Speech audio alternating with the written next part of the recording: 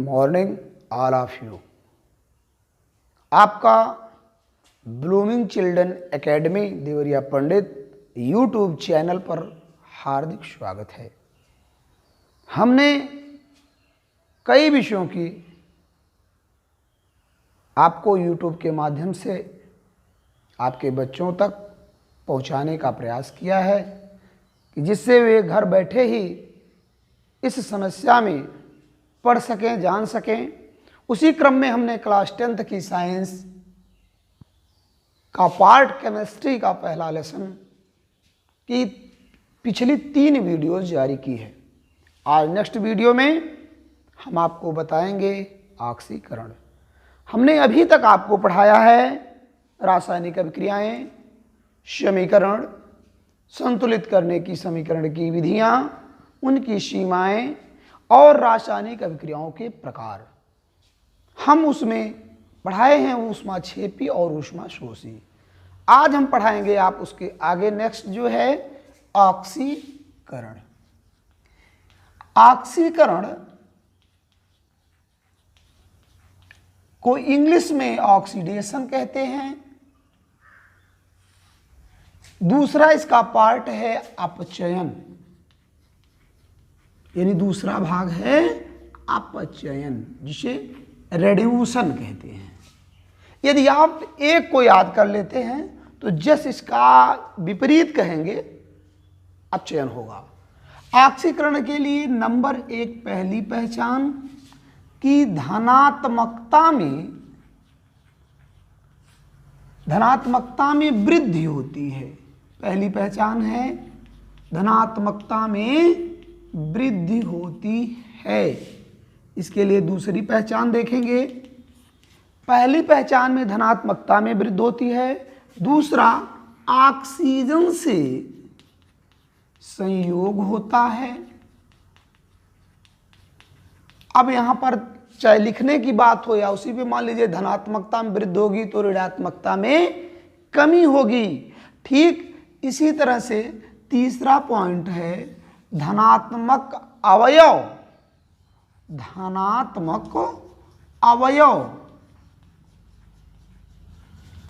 में कमी होती है। और भी इसके यदि हम पॉइंट में देखें तो इनके परमाणु अणु आयन से इलेक्ट्रॉन पृथक होते हैं। यानी चौथा कि इनके परमाणु अणु या आयन से इलेक्ट्रॉन पृथक होते हैं। पृथक मीन्स अलग होते हैं।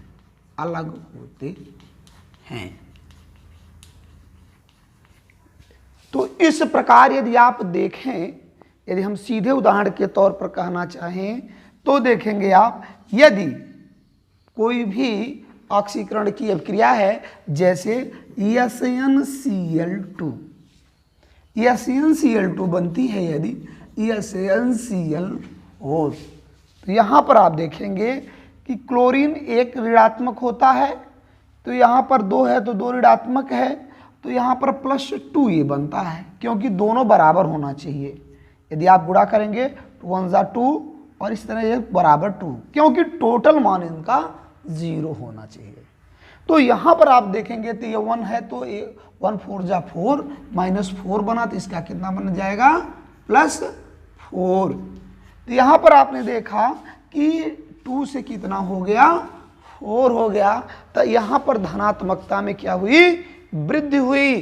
तो मैंने भी तो कहा है धनात्मकता में वृद्धि हुई। आयन देखिए, परमाणु आयन देखिए, आयन से इलेक्ट्रॉन पृथक हो रहे हैं, इलेक्ट्रॉनों का निकलना हो रहा है। इसमें आप देखेंगे यदि Sn2 positive equal Sn4 positive, तो यहाँ पर 2 इलेक्ट्रॉन आपका पृथक हुआ। तो इस प्रकार से यहाँ पर ये जो है आपकी ऑक्सीकरण की अभिक्रिया है। बहुत से रिएक्शन हैं, इसमें आप एक बार हम पुनः बताएंगे कि धनात्मकता में वृद्धि होती है। ऑक्सीजन से कोई अभिक्रिया होगी तो ऑक्सीजन से संयोग करेगा, धनात्मक अणुओं में कमी आएगी और परमाणु अणु आयन जो है इलेक्ट्रॉन से अलग होते हैं। अब आप इसके आगे देखेंगे अपचयन। तो यदि आपने ऑक्सीकरण बढ़िया से याद किया है तो अपचयन को याद करने की आवश्यकता ही खत्म है। क्या? पहला पॉइंट जस्ट इसके विपरीत आप कर दीजिए। क्या? ऋणात्मकता में वृद्धि होती है, ऋणात्मकता में वृद्धि होती है। ठीक भाई, क्योंकि टोटल 0 होता है, जितना धन होगा उतना ऋण होगा तो बराबर होगी। दूसरा पॉइंट है इसमें ऑक्सीजन से संयोग होता है, जिसमें हो जाएगा ऑक्सीजन पृथक होती है, यानी हाइड्रोजन से संयोग होता है, से संयोग होता है। यदि आप चाहें तो आपका पॉइंट दोनों में बढ़ जाएगा। अब जैसे इसमें है ऑक्सीजन से संयोग होता है तो लिख सकते हैं कि जो है हाइड्रोजन से संयोग नहीं होता, पृथक होती है। तो दोनों में इस तरह से आप एक एक पॉइंट चाहें तो बढ़ सकता है। धनात्मक अवयवों में कमी होती है तो यहाँ हो जाएगा धनात्मक अवयवों में वृद्धि होती है, यानी ऋणात्मक अवयवों में कमी होती है। ऋणात्मक अवयवों में कमी होती है, कमी होती है। लास्ट पॉइंट आपका है परमाणु, अणु, आयन, इलेक्ट्रॉन पृथक होते हैं। इसमें लिखेंगे इलेक्ट्रॉन संयोग होते हैं या इलेक्ट्रॉन का संयोग होता है, संयोग होता है। एग्जाम्पल के तौर पर इसमें भी आप देख सकते हैं, जैसे उसमें देखा कैल्शियम क्लोराइड CaCl2, यदि यह कापर के साथ अभिक्रिया करता है Cu के साथ, तो ये बना क्या लेता है? ये बनाता है CuCl2 और ये हो जाता है CuCl2 और यह कैल्शियम अलग मुक्त हो जाता है। अब यहाँ पर आप देखिए क्लोरीन हमेशा ऋण 1 है तो 2 1 जा 2, इसलिए टोटल बराबर क्या है? +2 है। यहाँ पर कोई नहीं है, कोई नहीं तो ये 0 है। ठीक इसी प्रकार से यहाँ कोई नहीं इसके लिए तो इसके लिए 0 है और इसके लिए 1 है, तो ये 2 1 जा 2 तो इसका मतलब ये +2 है। आप देखेंगे कापर जो है क्या हुआ, 0 से बढ़कर कितना हो गया? यह। लेकिन कैल्शियम के लिए देखेंगे 2 से क्या हो गया?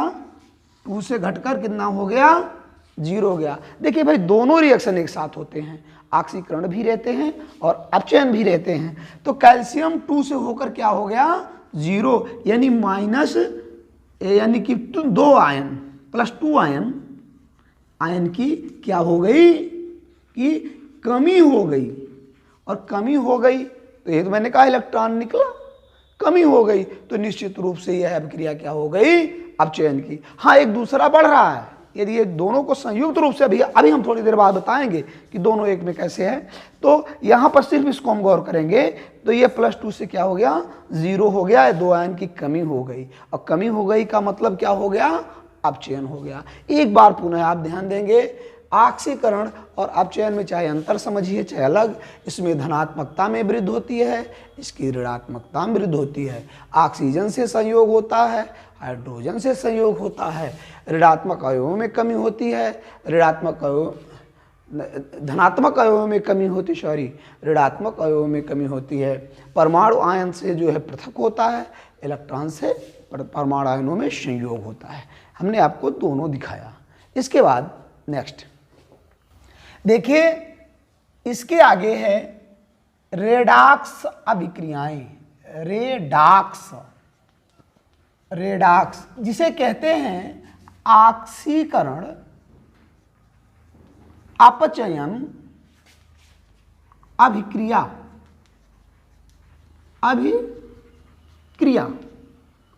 देखिएगा ऑक्सीकरण, अपचयन, अभिक्रिया। Redox, red plus ox. Red means reduction, reduction means अपचयन, ऑक्स मीन्स ऑक्सीडेशन यानी ऑक्सीकरण। वे अभिक्रियाएं जिनमें ऑक्सीकरण और अपचयन दोनों होते हैं उन्हें रेडॉक्स या जो है ऑक्सीकरण अपचयन अभिक्रिया का।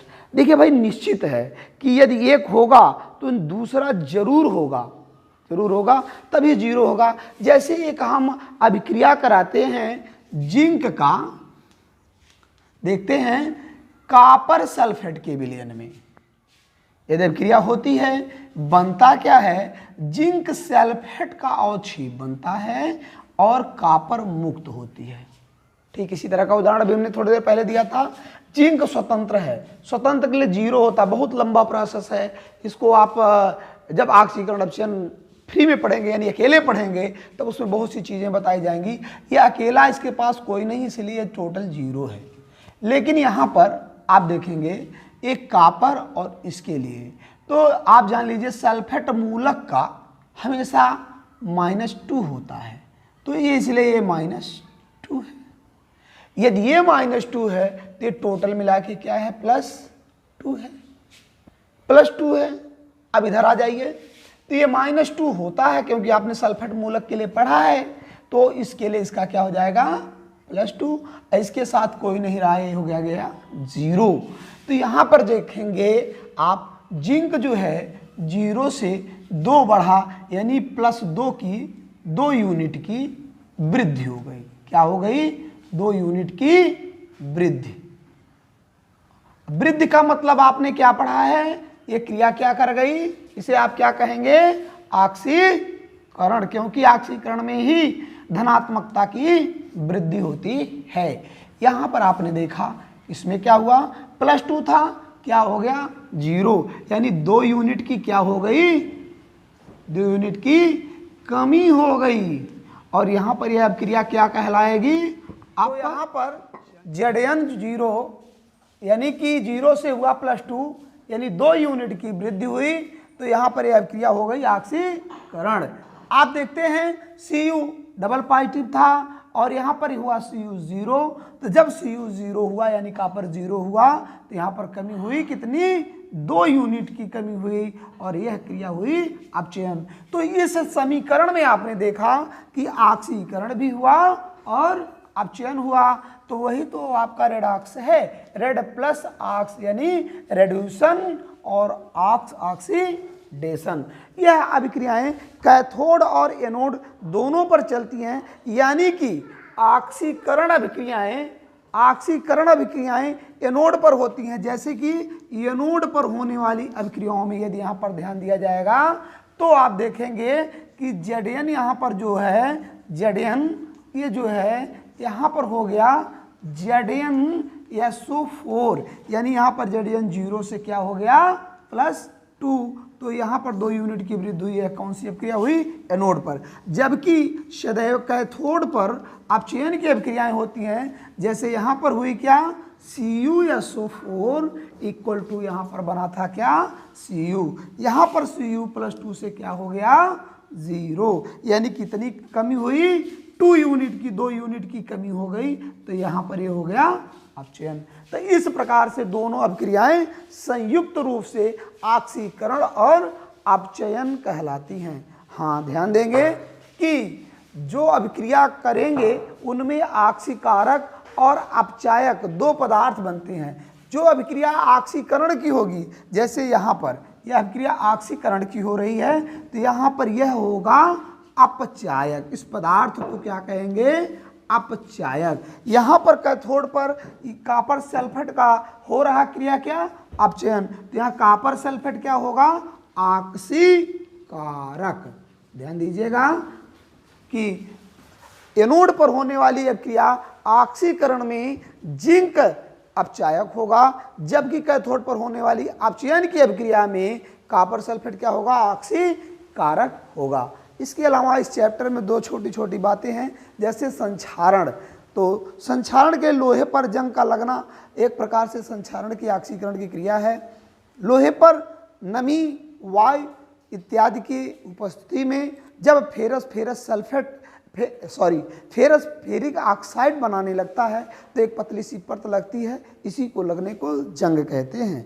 तो कुछ कभी कभी पदार्थ ऐसे होते हैं कि जो खराब होने लगते तो उनको बचाने के लिए हम लोग तेल है, वसा है, किन्हीं चीज़ों में डाल के रखते हैं। जैसे हम अपने घरों में अचार देख लें या मिर्चा देख लें, ऐसी चीज़ों को रखते हैं, तो वहाँ पर उनको बचाने के लिए जो व्यवस्था की जाती है इसे विकृत गंधिता कहते हैं। तो आपका लेसन पहला समाप्त हुआ और अभी भी कुछ छोटे मोटे क्वेश्चन हैं जिन्हें आप जानना चाहते हैं तो हमारे कमेंट बॉक्स पर ज़रूर लिखें, उसका आंसर हम आपको देंगे। और अगला चैप्टर के लिए आप हमारे वीडियो से बने रहिए। थैंक्स। घर में रहिए, सुरक्षित रहिए।